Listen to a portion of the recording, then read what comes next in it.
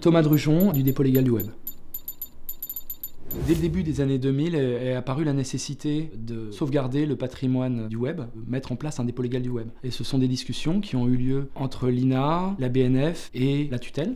Il y a un découpage du domaine du média, entre guillemets, web entre la BNF et l'INA. Pour ce qui concerne l'INA, ce sont les sites médias, donc liés au paysage audiovisuel français.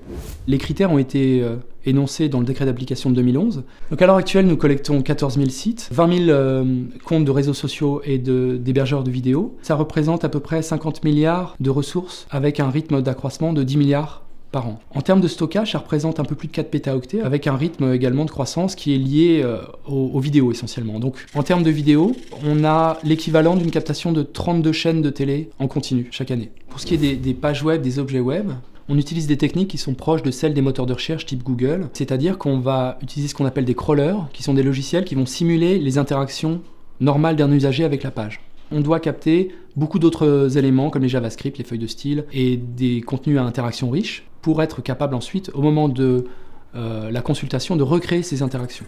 La visée de cette archive, c'est la consultation des usagers dans les emprises de l'Inatech. Les usagers du dépôt légal web sont les mêmes que les usagers du dépôt légal radio-télé. L'idée, c'est d'offrir des outils qui permettent un croisement entre ces deux collections. Donc c'est vraiment l'enjeu actuel de ce à quoi on travaille, c'est-à-dire d'offrir un outil unifié qui permette aux chercheurs de venir, par exemple, consulter non pas un média, non pas la télé, la radio ou le web ou Twitter, mais réellement un sujet donné ou une émission et voir ce qui s'en dit sur le web, à la radio, etc. Et donc d'avoir un outil qui permet d'avoir un réel panorama du dépôt légal à l'INA, c'est-à-dire le dépôt légal du paysage audiovisuel français.